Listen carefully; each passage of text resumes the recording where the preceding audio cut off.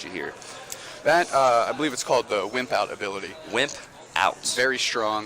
You don't particularly care if you start it. You can just retreat to the bench in favor of something, like a free retreater like Tapu Koko, or something a little bit more beefy to sit behind while you get your game plan established. Yes, and we're probably going to see here. Probably see a Koko here, definitely, and probably 2 Zarus will be the choice of action here. But this is all like these mirror matches between 2 decks are always really intricate because you want to attack the Zoroarks on both sides with your Galicipods. That's how you want to put the pressure. You want to force them to Acerola, then Guzman those Zarus as the rebench down to kind of limit their trade access. And that's what you're going to see a lot of here. But both players know that. Exactly right. As I mentioned before, 911, biggest regionals. I think they have an idea what they're doing. Now, let's talk about Ian's list real quick while we've got kind of a basic Bridget setup that Russel's doing.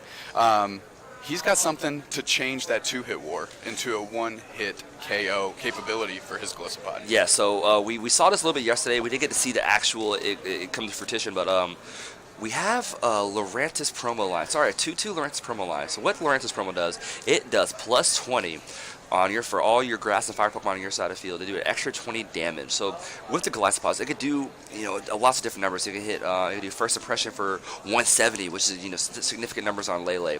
190 if you have 2 Lurantis promo out, and Kukui 210. 2 one-shot of Zoroark GX. So, as we know, that key 210 number is huge for Zoroark GXs that are kind of running rampant throughout this format, opposing Galicipods, things of that nature. Now, Russ with the Parallel City, which is going to limit Ian's setup here. He's Ultra Balling now. It's going to be interesting to see, he doesn't really have the space for that Tapu Lele Bridget setup as he would normally go for here, because he really has to leverage those 3 bench spots he has. So it's going to be interesting to see what he does here. And it's interesting, too, to note that Parallel City is also facing, the opposite side is, for your fire, water, and grass types, this is minus 20 damage. So that Gallicipod, which you normally want to attack with against this mirror match, it's only going to do 100 damage now, which is less than the 2-shot war. So one thing to keep note there. With only Russ getting, 1 Wimpod, the one he started with, and 2 Zoruas, it's safe to say that he's going to be playing a game where having that on the backside is not going to affect him too much. He's going to be relying on that Zoroark GX to take those 1 attachments, start that 2-hit war. With the bench limited, Ian still saying, I need that Lele, I need that Bridget, I need to get another Zorua down, start getting and leveraging these trades early, try to get to my field blowers, and get that Parallel City off the board. And I think Russ is comfortable, attacking with Zoroark GX right now with the Parallel City out, limiting the bench on Ian's side, just because, we both only have 2 Zoroarks, but I have my Koko here. I have the access to first impression a lot faster than you do. So we'll see how it plays out here. Interesting here, he's actually debating attaching a double colorless right now. If I were to think, it's attach, retreat, get it out of the active, because I'm going to need my Zoroark GXs. Okay. I'm going to need my Zoroark GXs to trade, to get to my 3 field blowers, to try and get back into this game. Russ is just so much further ahead right now in his setup. Free retreat can instantly start going in with that Gallicipod GX. And another Tapu Lele for us here. He's going to get the support of his choice, and it's going to be nice to see what he picks up here. Maybe a Guzma, if he's got the Gallicipod in hand. And exactly to our point, attach, Cynthia, we're going to start spreading. Yeah, he doesn't have much going on. And the good thing about spreading right now, if you get 2 or 3 spreads going, it turns those 2 shots to 1 shots really quickly. 3 spreads, putting Zoroark GX down to 150, and same with Gallicipod. So that's definitely a thought here. Without him having any kind of strong approach right now to take it out of Tapu Koko, that is a route here. Go ahead. What I was going to say was, with Ian no good way, with that Parallel City on the field, to knock out that Koko, he might get 2 spreads in, and that just sets up much better numbers for us, even if that Parallel City is on the backside, minusing his 20 damage on his grass Pokemon. One thing I want to like to know here, too, is that Russ plays 2 Parallel Cities. So one thing he can actually do, if those Lurantis do come out, he can reverse it and take out his own Tapu Leles off the board, which would be liabilities, initially in this matchup. Yep, exactly right, and mitigating the damage boost that those Lurantis would provide, which is really kind of an advantage that Ian is going to try and leverage. Now, he's got to prioritize something completely different now, right? Koko spread, the pressure's on. I need to get something motoring. My thought would be trade, get what I need. Starts with an N. We'll see if he can get some Zoroark GXs out. We want to see a flow still. We want to see Zoroark GXs, and first press right now would be obviously the best player now. Get rid of that. What Russ strategy is right now is just spreading damage and kind of setting up his own board. But a grass energy and a flow still would be perfect for Ian right now. honestly, any way to take the one-hit knockout on that Tapu Koko. If Russ gets the spread again, it's going to snowball quickly, and it's just going to help his numbers so much that he's going to be able to leverage that in the mid to late game. Ian does play 3 Field Blower, and to get rid of that Parallel City, it does come down to the bench aspect for Zora GX, so those are outs there. But I'm curious if he's found it yet. Looks like Ultra Ball get that first Zora GX. I feel like if he would have found that Field Blower, we would have seen it right off the bat. Immediately right off the bat. That's a mindless play, and he needs that stadium off the field. That's just oh, no there it is. Field Blower right there on the Parallel City. Oh, he traded the Field Blower away. That is a very, very interesting play. Maybe he had another one in his hand and he liked everything else. I'd like to think so. Yeah, that's what it was. Okay. There we go. Three Field Blower has been very, very popular this weekend in a lot of the top performing decks to help mitigate Garbotoxin. Russ is traded into another Parallel City is what it looks like. Well, the one disadvantage of Field Blower and Great Parallel City, you open yourself up for another one to come right down. So I wonder if he's going to actually play to his side or as far as the bench mitigation and or to Ian's side. I kind of see Ian's side, but the only thing with that is he gets rid of the 20 damages onto Zorua on bench is what I would assume he would discard. But on Russ's side, Tapu Lelos are now aboard. So curious what his decision is going to be there. I like seeing it, limiting Ian's side. Again, it was strong before. It's going to be strong again. Yes, he loses that 20 damage on the Zorua, but Russ isn't feeling any pressure right now, and that Koko is going to be able to spread again if he wants it. It is perfect because usually you want to parallel when he doesn't have a chance to get rid of stuff that he doesn't want on bench. So the Lele is active, so that means it's stuck there off this Parallel City. Yep, and that's what we're seeing here. Okay, cool. You got rid of your Zorua with 20 damage. Retreat. We're going to start going in. Oh, wow. So this is the exact 150 math to knock out Tapu Lele that had 20 damage on after a Koko spread. And, limited to 3 bench, no retreat factor for Glycopod. Russ is in a really good spot right now. Yep, and we saw Ian trade away one of his Field Blowers. He has one left, and we haven't got a good look at his deck. It might be in his prizes. And if he's stuck with 3 bench for the rest of the game, Zora GX's damage output is crippled. Yep. It is crippled, and it's going to be very hard for him to claw back in. Parallel City definitely enhances a player's chances of winning this mirror match, and it's a tough thing to play around when you're a Zora GX player. Without having full information as Ian does on his hand, what I would like to see last turn is holding onto that Field Blower until he's ready to make a move. Mm-hmm. Unfortunately, we didn't get to see him leverage not having the Parallel City on the field, and look at him now. Yeah, floundering a little bit, down 2 Field Blowers, and it's a rough climb up, but he's got to push for it. I do like the pace of both players right now. They're both pretty active and pretty quick decision. They're quick decision making right now on both sides. They know what they need to get to, and they're trying to figure out the routes out there. But there isn't any awkward pace of play for as far as decision making right now, and they're all pretty fast on what they're doing. So especially in a matchup like this where it's 2 shots, Mm-hmm. It's multiple attacks per GX knockout. You have to have that good pace of play because if something goes wrong in one of the first 2 games, you want to give yourself the opportunity to win the round, not tie the round. Exactly. I do see a Guzma in Russ's hand, so we're probably going to see a Guzma play onto the Glycopod on bench for knockout because there's only 80 damage on the Zorg GX. He's not really intimidated by a responding knockout unless it's from a Glycopod. And with the Parallel City outright, it's beating us not doing enough damage on Ian and Robb's side. So I'm fairly confident that we're going to see a Guzma play here. Yeah, just start feasting on his kind of anemic board. Mm-hmm. It's struggling right now. Ian's got a lot of hurdles to cross, and you got to press that advantage. You have to press that advantage, and like you said, I like the Guzma play here. Oh, actually, no, it does not knock out. I forgot. It's only 20 damage on the Glycopod on bench, but it's still a little bit of extra damage. And why that's big? 3 retreat. Yes. And it's 3 retreat on that. And now it's not first impressioning. It's not doing much. So I think he's going to actually go for potentially just the spread right now and kind of reset up on his Zorg. Oh, no. He's going right back into his Zorg GX. Hit him for the 150, putting him at 170 damage with those amazing TC Evolution dice. They make it easy on us. We can just see the numbers. No, we don't have to add up. We don't have to add up dots anymore. We got the counting. numbers. No pip counting. We're doing good here. You see a trade. So what is the option right here right now? We got to hopefully see an Acerola maybe, but there's not another Wimpod to evolve into right now. So big damage on 2 GX Pokemon. Russ has 4 prizes left, so I'm sure he's eyeing those for these last couple prizes for him to take. Depending on what Ian's hand, I think what he needs to do here is sacrifice the Scalicipod and look past that, saying, me working around preventing this knockout might be the best decision in the short term, but it's not going to give me a long-term ability to win this game. So play for that longer game. We're going to see what he does here. Again, that bench being limited is so difficult, as we're seeing right now. So what if he's going to opt to just kind of do a little bit of a damage right here, but he doesn't have bench right now, so does he have the last field blower in his hand to get rid of Parallel City? Because he went for a Coco, but there's no bench room for it. Unless this is an option to bench that after this Glycopod or Zork GX gets knocked out next turn. Let's see what we got going here. Double puzzle. So we are going to probably see if Lele choice. So you must have the field blower in hand for him not to go after those. Okay. Yep. Exactly right. There we go. Ace. Looking Ace good. Arola. Going to probably bring the Zork GX now. The part of non-damage one, attach DCE and get back into this two-shot war in his favor.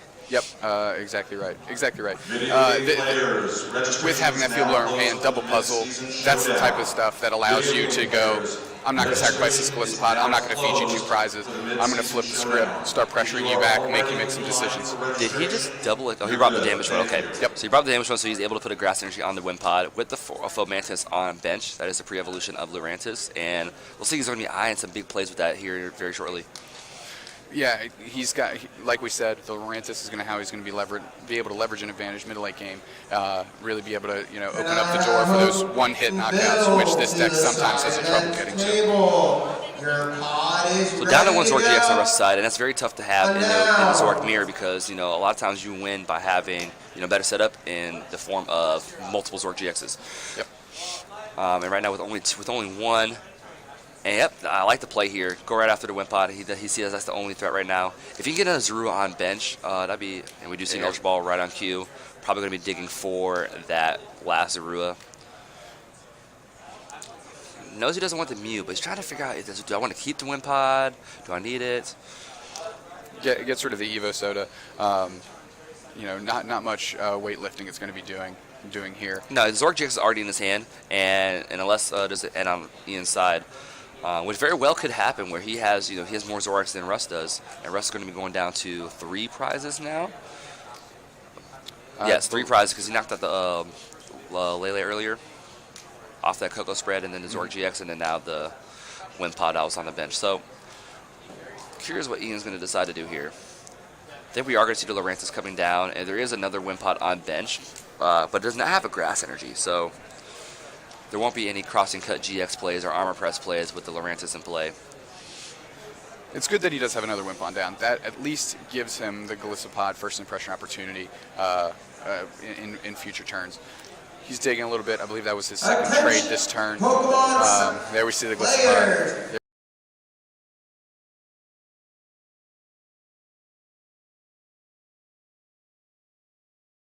But we just see a Guzma play, and actually that is actually a really devastating play because, like we were saying before, more Zork GX you have, more trades you have, and it kind of odds out your outs for your mirror matches are a lot better. Interesting bringing up the damaged Zork GX here. Not sure how I feel about that. I guess my thoughts here would be he is setting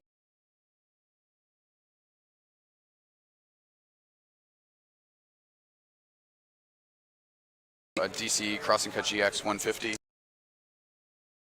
200, drop another one of those, 220. That nukes. Given the ability to trade resources that allow him to reach that, although it sounds like it's quite a bit of stuff that he would need to pull that off. Got the free retreater. Russ is. So Russ definitely needs to get another Zorua on board. I hope that Ian does not have another Guzma.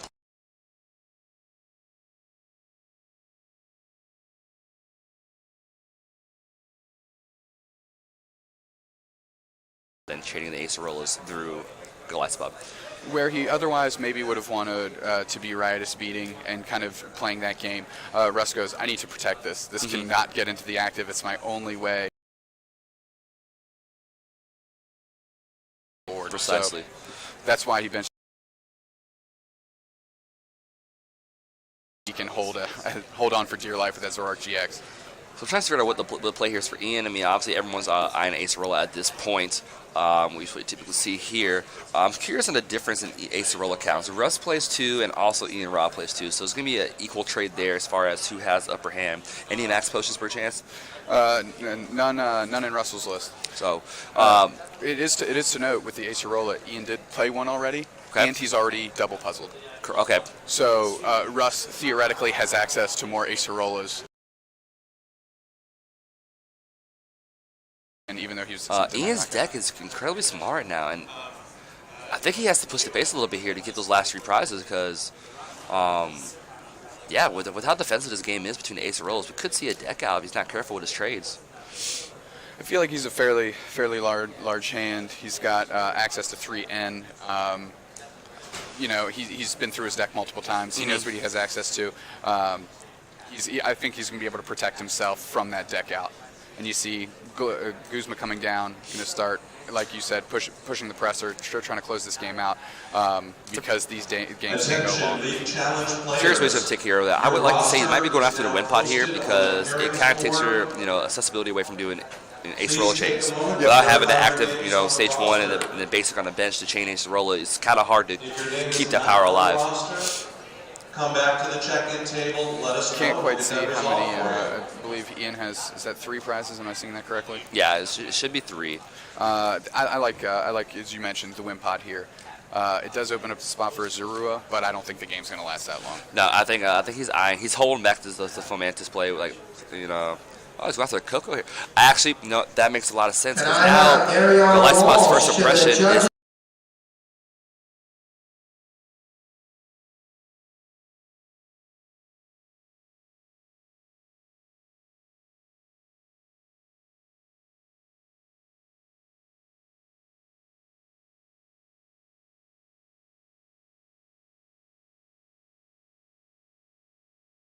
Today in round Side event player. So looks like down to 2 prizes on the inside, 3 on Russ's side. Monster. Got a lot of different things that has to happen here. We do see a Guzma, or it might be a Cynthia on Russ's hand. I'm not sure.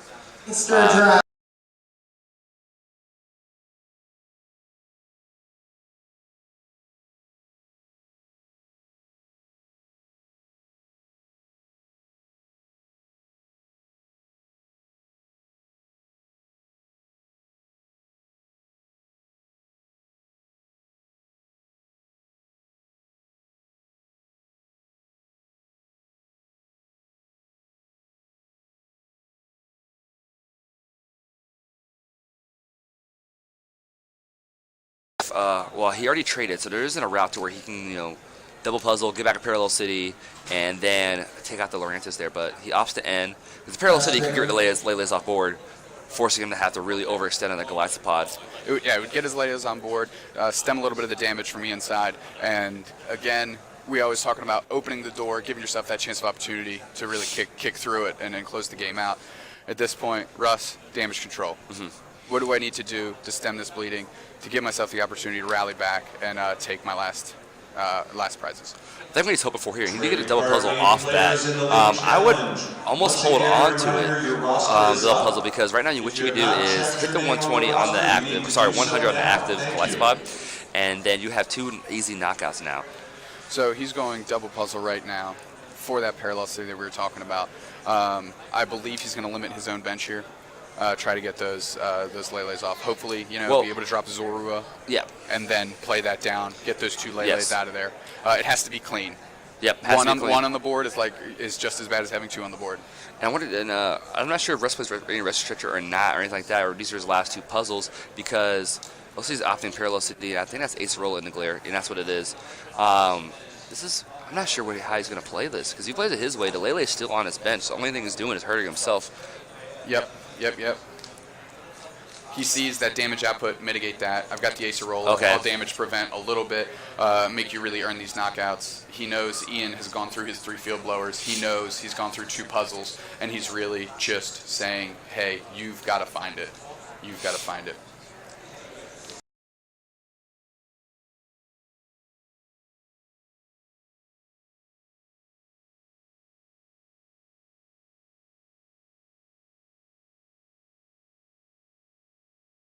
What I was talking about, Wow. one Lele.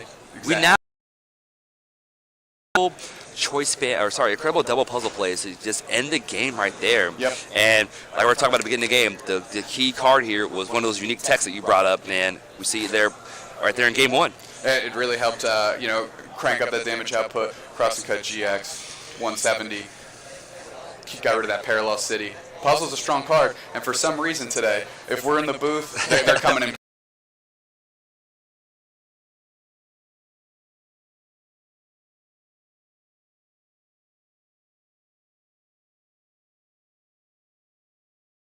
I wonder if he went a little over eager, taking out that Lele knockout earlier instead of, backing off, maybe do another Coco spread. Which is what we were talking about, which would have helped ease into those late game one-hit knockouts, and it would have really put a lot of stress on those Acerolas. Because when you have damage all over the place, it's really hard to prioritize which Pokemon to pick up if they're all damaged. Exactly. So, different route here for Russ here. I think he, maybe prioritizes a little bit of a split between the Glycopod and Zoroarks, and just attack away. You have a little more options there with consistency over his Lurantis, which may slow his deck down. Because you can see Ian took a little bit to get going. Right. So maybe you can take full advantage of that, and we can see a better game tier here for Russel Laparre. Taking a quick.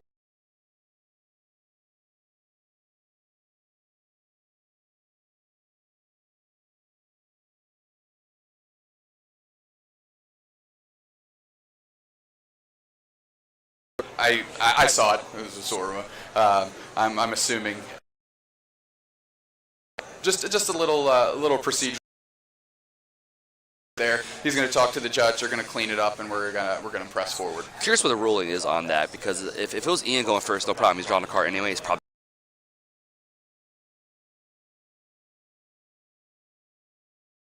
back in and just have a fresh card on top. It's an interesting thought exercise, because when you're setting up, Ian probably didn't see the card. Russ did, because he's setting out his prizes. Talk to the judge, and it's one of those things. I'm going to know that that's prized theoretically on my first search of the deck. Yeah. So is it really that big of a deal? That's what the judge is for. That's why we have him on the table. So was it a top card before he set prizes or after set prizes? No. So it was the last prize he was setting out. Accidentally flipped. Okay. So. No big deal. Talk to the judge. That's why they have him at the table. We're going to clean that right up. No malicious intent. And we'll get rocking and rolling for the backside of this round 12. I hope they afford them a few more minutes to clean this up, because, as we mentioned, this is an intense matchup, and it can go the distance. Great thing about that, though, the judges are all on it. They're right there, full queue, right there on it. They catch any kind of intricate errors there, which mild error, not really an error, but that may happen, and they're right there to make the right call for it. So yeah, maybe just a quick warning, Russ. Tighten up a little bit under the lights. It's nerve-wracking. I can totally understand. Complete accident. Judges on hand, handling it, and I believe I'm seeing the judge out of the corner of my eye shuffling up the deck, getting that sorted out so we can dive into this game. So I think that's what they're going to shuffle the prize back in and just reset a new one is what they're doing? Or? I believe so. If I can get a one-time, I want to see the 220 cross and cut GX. I want to see that. And right off the bat, we have a Zora start over to Ian's Lele, but it's just a Cynthia start, no Bridget. That's rough for a deck that prioritizes 3 Bridget, 4 Ultra Ball, 2 Tapu Lele. You give yourself a lot of opportunities to get that turn 1 Bridget.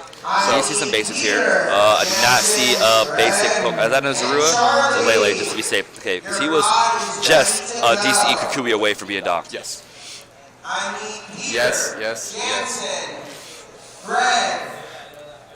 So he does opt to get the Bridget here, just kind of hold it for next turn. He had to get a supporter. We didn't have to. He opted to get a supporter with the Lele. So 1, he has to get Donka. 2, he's ready to get set up for next turn. Right. Yeah. You gotta look past the turn. Yeah. A little bit of rough shed of luck there for turn 1. Didn't get the optimal start. But Ian in an interesting spot here. 2 Leles on the board right from the start. Yep. Now what does that do? That limits the amount of Zoruas he can put down. Wimpods, can't use that Coco to kind of get in and out. But also what it does, it puts pressure back on Russell with his Parallel City. Because flip it, reduces bench down to 3. He'll gladly get rid of those 2 Leles. Yep, now. exactly.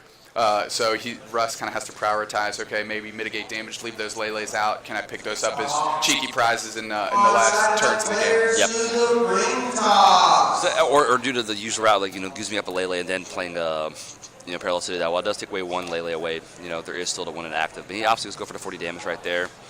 And there is now a Parallel City in play, so I'm curious how he's going to play it, if he's going to play it, what he's going to do with that card. It's an interesting thought exercise, as I mentioned before. What do I need to be doing with this Parallel City? Ian, I don't need Glissa Pod right now. I need to get my trades going, and that's kind of been the story of the last 2 rounds. Trade, and then start doing those haymaker puzzle plays to really rally through at the end of the game. It really shows the strength of what Zoroark GX brings to the form right now, because it's literally in every deck for the most part, minus like your fighting variants. It brings so much consistency, and you can have access to puzzle of time with trade and a combo puzzle of time, Mallow to even get double puzzle out of your deck. A lot of intricate combos you can do with that, and it's just amazing what this card brings. It's so strong. That's why we've kind of seen Garbotoxin flood back onto the scene. I believe we only have 1 copy of Glaceon GX in day 2, but I can promise you that they feasted on Zoroark GX all day yesterday. Definitely. And I'm curious if there's many Glaceon in the field, minus the one we have in day 2. But back to the match, you do see the Parallel City go on Ian's side with the Lele active, and curious what he does with this now. Does he get the field blower? Oh my! Wow. Couldn't have played that faster if he wanted to. Not missing a step here, hitting double Zoroark GX into Sycamore. A lot of players are opting to play lower counts of Sycamore now because they have the new card for Ultra Prism, Cynthia, which is a huge consistency card for these types of decks. Yep. Being able to draw back up to 6 late game as opposed to relying on N, beautiful thing. Beautiful. Yep. And Cynthia could be Cynthia late game plus 2 or 3 Zoroarks out. It's just, you can draw your whole deck and everything you need in that moment. Exactly right. Double puzzles really facilitating, playing 1 supporter, drawing through, getting DC choice ban, being able to apply pressure that way. Interesting that we saw Field Blower get traded away with the Parallel City in play. I'm just really curious about these different thoughts here about how can we do Field Blower instead of trading. Is your hand that valuable that I'm cool with the Parallel City being out right now? I think maybe he's got a little hesitation because last time he Field Blowered it, 1 just came right back down. However, Ian won that game, so maybe Parallel City isn't as oppressive as we originally thought off the take. He's really valuing these Zoroarks, and he's going to put pressure with that Tapu Lele and say, deal with this first, and then we'll move on from there.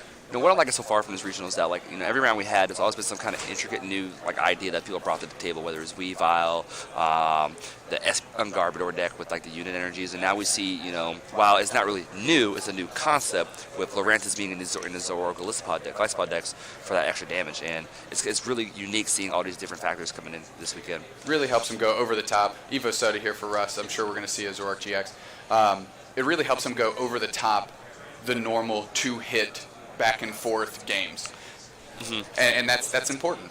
Being able to surprise 1-hit knockout, that's a game swinging play. So, and you're seeing this with the form right now. A lot of people are squeezing in new, different ideas and text to their to these decks too, because of Zoroark GX. You don't lose much consistency.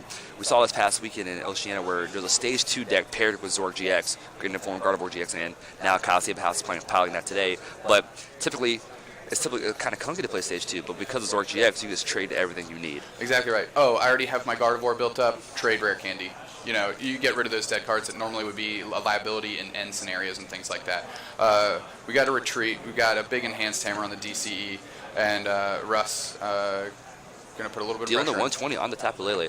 So it's actually a pretty good spot for Russ to be in right now. While Ian does have 2 trades and the Lele active. Russ has a full setup for the most part. 2 Zoroarks, Wimpod's ready to go at any point.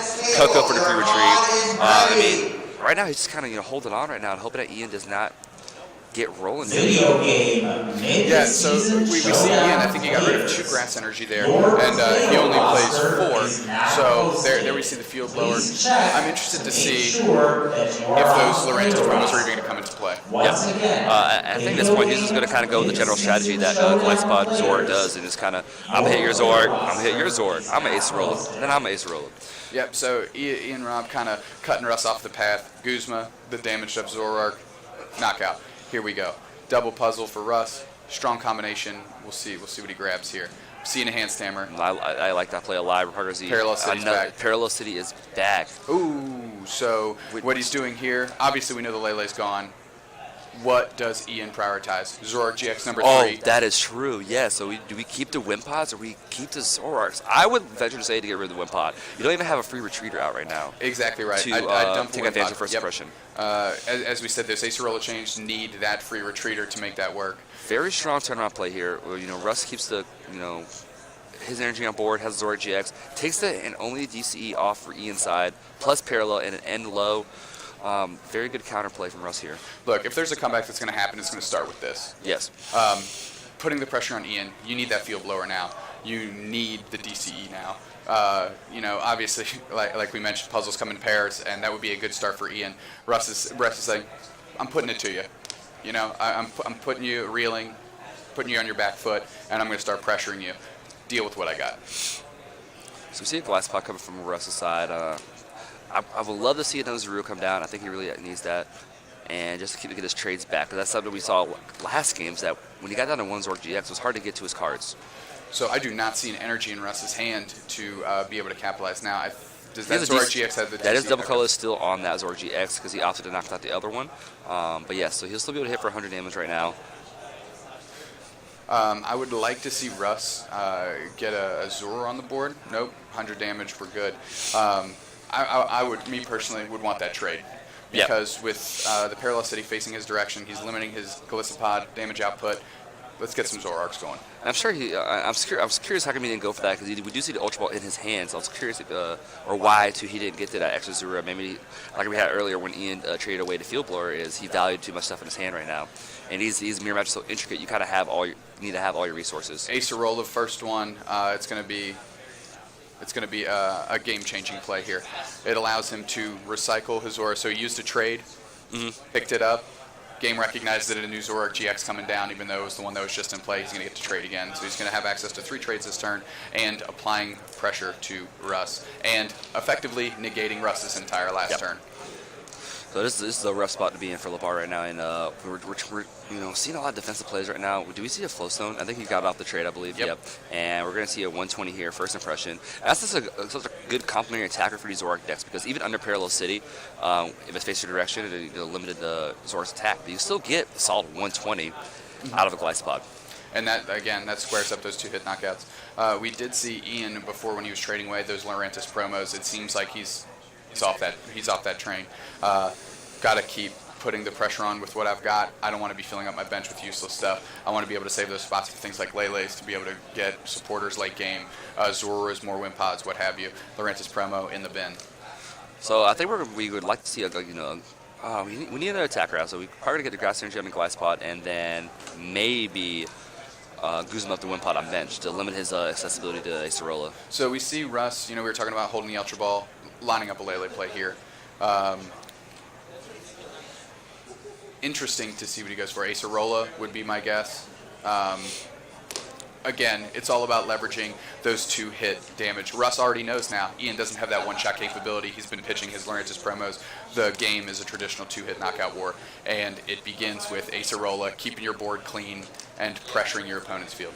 I like he had the Field Blower in right there to get rid of the Flowstone, which is right now Ian's only option to do the first impression or take advantage of the first impression right now. So we're going to see Acerola and Zoroark GX and see the Glycepod get promoted for first impression 100 damage only. 100 damage only, yep. Which brings us up to the next point. It's not a bunch of damage. It's not a bunch of damage, and it falls just short of that 2-hit war. So this is a very scary spot for Russ to be in, though, because now it's just a Zero on bench. So if Ian had a Guzma DCE or a Flowstone, any combination to knock out the Zero on bench, that's devastating for Russ right now. You see he's trading. If I were to guess, that's what he's lining up. Really stem down that draw ability that Russ is trying to set up right now to give him ability at late game.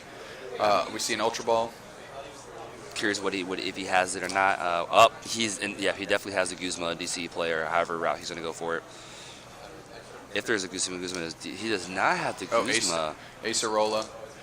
Again, leveraging that 2-hit war. Now, I'd be interested with the limited bench. Oh, see, okay, so now he's putting his Zoro back down. Now he's going to be fully ahead of the trade game here in this mirror match. So curious if Russell could do something similar to where he ace rolls his Glycepod to put his Zoro back down. Yeah, we see 80 damage coming through on the Glycepod there. That's another thing Parallel City does. It limits Zoric GX's damage output. Russ, giving it a good thought here. What can he do? We got a trade. He needs to get that out of the active, and he needs to start pressuring Ian, who, as we know, just used double puzzle. Might not have access to another Ace Roller or Guzma, and he's got to put the pressure on.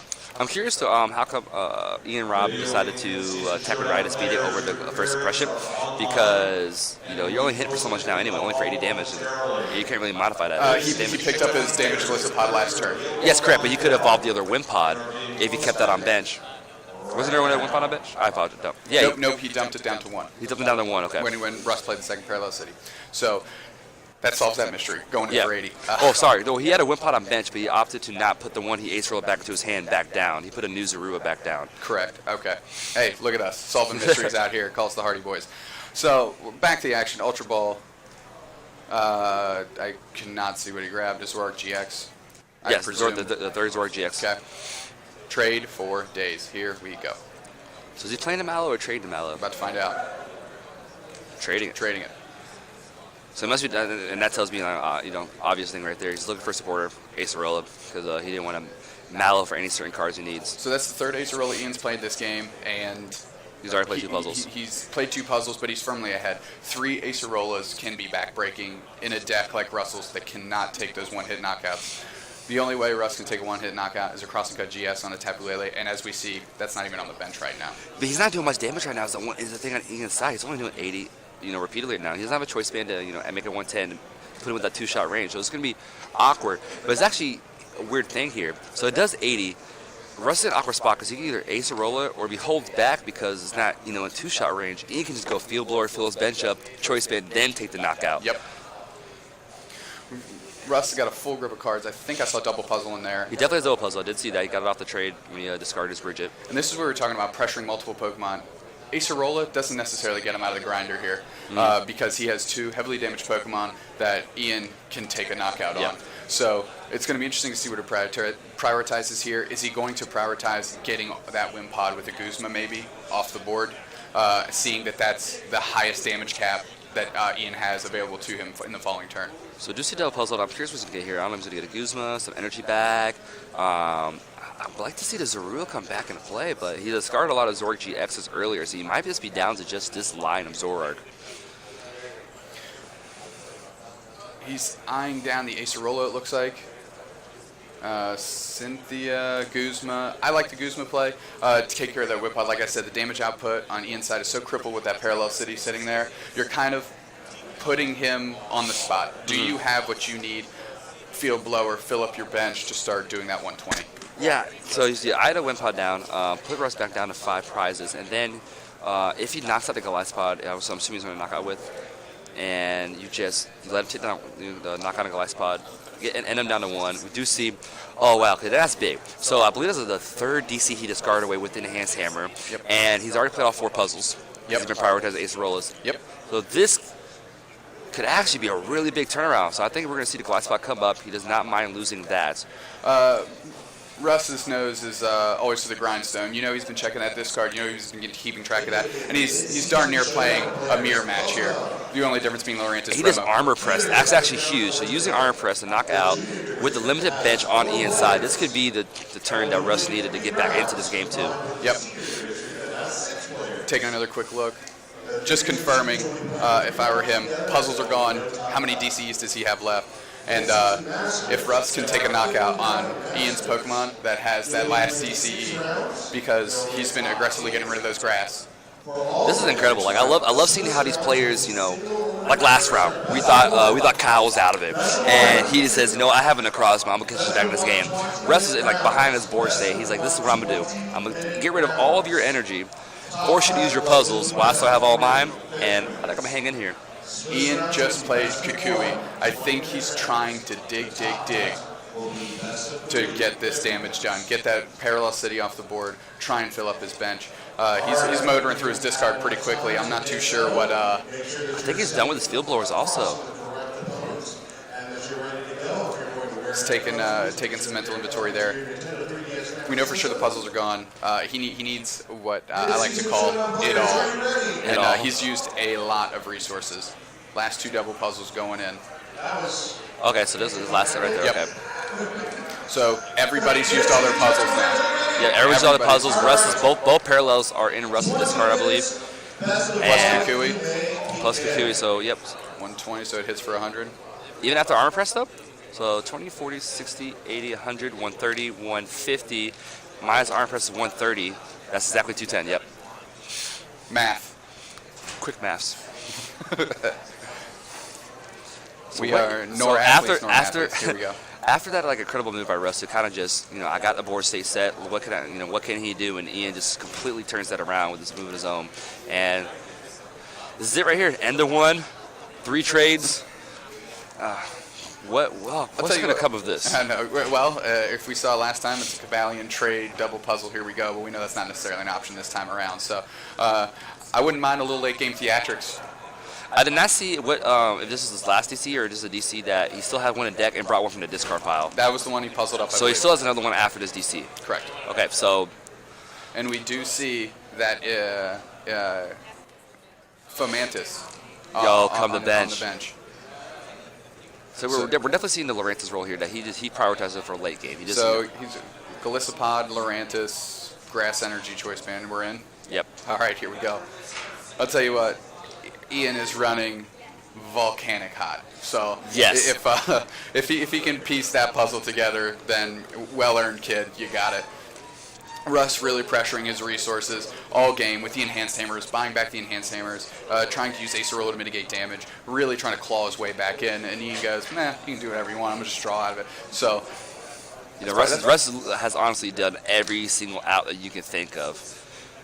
And he's counting his cards, trying to figure out what's left. Is it worth doing this trade? So I just take the damage, take the knockout, or sacrifice the Zorark. Ian's down to 2 prizes. So we've got that Zorark GX sitting on the bench with some damage on it. That's an easy attack, an easy KO. Excuse me. Russ has that in mind. Like I said, when you pressure the Acerola use, that's how another way you can get ahead in this matchup. One thing I really like about Ian Robb's play right now is that, a lot of times players see the strategy like, I want my 4 Mantis, I'm going to Laurentis out and start doing damage right away. But he sees it as, I'm going to need this eventually. I'm going to wait till they burn all the resources so I know it's safe when I bench this 4 Mantis. Yep. The Guzmas are gone, the puzzles are gone. He's safe here. I'm getting his Laurentis perma out regardless of what you do now. He doesn't consider it a crux of his strategy. It's let's call his deck Zoropod with theatrics. Sunny day coming through. It's kind of like his trump card. It's like his last resort. Like, hey, you know what? Here's my little extra play for you right here. This is how I can go over the top. We see Russ's trade for the turn. He hits a Grass Energy. We've got the Choice Band down on the Lele. You really need to see that ace roll there. And an N. Here we go. It's always tough when you're ending your opponent to 2 cards and you know that 2 equals +6. Mm-hmm. And his deck is small now. He's been getting rid of stuff. Ian's playing the game phenomenally right now, and resource management is being a big key factor right now. Like I said, I don't think I'll get to see the dream I was talking about of the 220 crossing cut GX, but Sunny Day might come into play. There's 4 more rounds, Kirk. Got a long day to go. A boy can dream, looking up to the stars. We see the retreat, Lele. Does he have another DC to go on this Lele? He does. We are hitting everything we need right now to have a fighting chance. He's putting himself in a position to do things. That's all you can ask for at this point, right? And he cannot leave that Lele there. That's just food for fodder, and that's the end of the game. So retreat it out, try to put pressure any way I can, see if I can cobble this thing back together.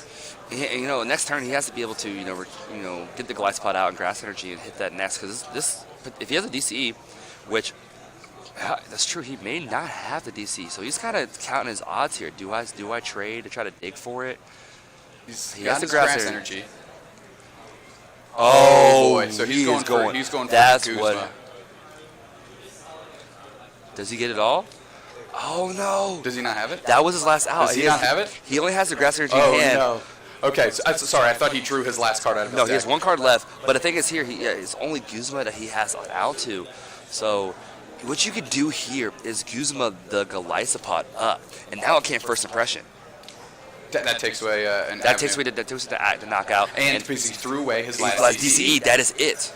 So There's no cross and cut. There's just first impression now. So if Russ is realizing that, I think if he has the Guzma, he could do that play there and just sit there at that point. Yeah. Doing 30 to 20 damage from first impression. 30 damage is not going to do anything right now. Yeah, it's absolutely anemic. It's not a game-changing play at all. Russ, if he's even wants to add protection, he can retreat into a one prizer. Yes. Make it one level harder. And I think that is the last card in his deck. 1 or 2 cards maybe in Ian's deck. So that could be it. We do see an Acerola play. So with that, does he have the max potion also to get the damage off the Zorg GX? He is not running max potion this weekend, so that is not an out available to him right now. But I think Russ is kind of seeing the tide shift a little bit. He needed to fade those 2 trades, and he did. So now he needs to capitalize. He needs to put himself in a position to win this game, and sometimes that's just by deck out. Yep. And we see the critical mass of him attacking Ian's resources with those enhanced hammers over and over and over again, changing the priority of those puzzles and putting him in a position where he might not be able to close out this game. He's actually bringing the Zorg GX up here. This is really interesting right here. I think that Zorg has 80 damage on it from a previous... Correct. Zorg's not going to be able to knock it out, and he can't Guzma now. Oh, that's why. Okay, it makes complete sense. All right, so there's nothing else Ian can really add on there unless if he had bench space, he would add anything right now. There's no DCE. Incredible move. I like that play a lot. So essentially, it's what we were talking about in reverse. So instead of Guzmaing up something, he just put himself in a position to make himself Guzma-proof. Love it. So last card's gone. He's got a grip. I guess what we're looking for is, does Ian have an N? Ian have the N to kind of put his cards back, and if not, this is a pass on the rest of the side, and we win by Here's the thing. He's down to 1 grass energy, and with this board, I don't know what you do with that. Yeah, there's nothing you can do. I have no idea what you do with that. He's taken inventory of both discards. I think he sees the writing on the wall. And here we go, shuffling up what looks like maybe 3, 4 cards. So I think Ian at this point now is just kind of seeing is getting close to the time point to where can I just hold out to this, get to these 3 turns and take my game 1. But he doesn't have many cards in his deck. He's going to draw them all. There's 4 cards in his deck. It was like 4 or 5 cards. Draws 2 right now. I think Russ is in a good spot right now. There's no DCs left. I think Russ is just sitting here and just ride his beating now for the rest. I'll tell you what, Russ is slamming down that right foot on the gas, and he is going. It's going to be a draw attack at this point right now. Yep. There we see her right away. He sees it. He knows it. He goes. His internal clock is ticking. He goes, I need to close this out. We need to put some damage on the Riotous, on the active Zork. I'm assuming Russ did attack with Riotous beating. All right, so maybe he just did a pass and said, I don't even need to attack you. It's fine. We know what the end result is here. Ian checking his discard here. I'm guessing there was not an attack declaration from Russ's side, so I think we see the inevitable. Like the play is to just go for deck out. Draw pass. Ian passed. Ian, being a sportsman. There you go.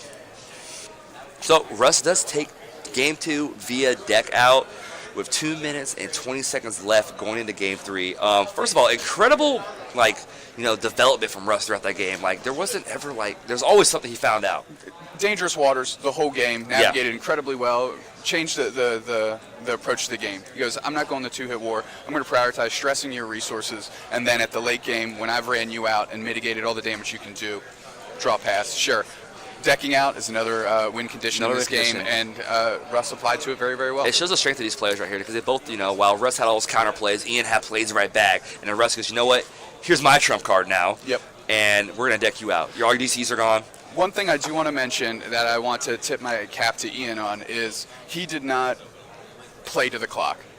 He respected Russ's time and Russ's ability that game, and he goes, I can't win. I'm not going to draw. Check your discard. Check my discard. Rifle through my hand. Make a piddly decision and try and eat some time off the clock. He respects the game. He respects himself, and he respects his opponent, and said, you've got this. You played it like an all-star. Let's go to game 3. Unfortunately, it'll probably result in a tie for these gentlemen, which is not what you're looking for, but you certainly have to highlight sportsman moves, or good sportsmanship like that when it happens, because often people get bent on the negative side, and people don't highlight the positive. When you get into such a strong day 2, one is 46 players this weekend. I don't know if we mentioned it already on the stream, but get to such this small field of all significantly high-level players. You get to these ties, unfortunately, sometimes, but it's because everyone's trying to outpace the other player, and everyone's already on a whole different scheme when it comes to board state development, what to do in different turns, stuff like that, and tip the hat to these players. They're both very high caliber players and playing really well today. Yep. If we see any normal setup at all,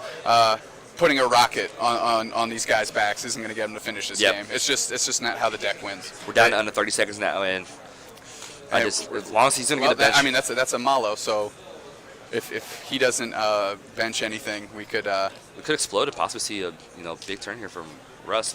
His bench is all 3 Pokemon right there. Yeah, never mind. I don't need to bridge it when I We're just good. got it all. I think we're going to see a handshake here real shortly. Yeah, as soon as the time's called, probably going to see an extended hand here. Hey, good job, Russ. Great job coming back on that game 2 and ending it in the fashion that you did. And, good luck to these players the rest of the rounds. Yeah, absolutely. Unfortunately, another tie for us on stream. We'll find you guys a winner eventually, I promise. But right now, going through the paces, time has been called. And there it is.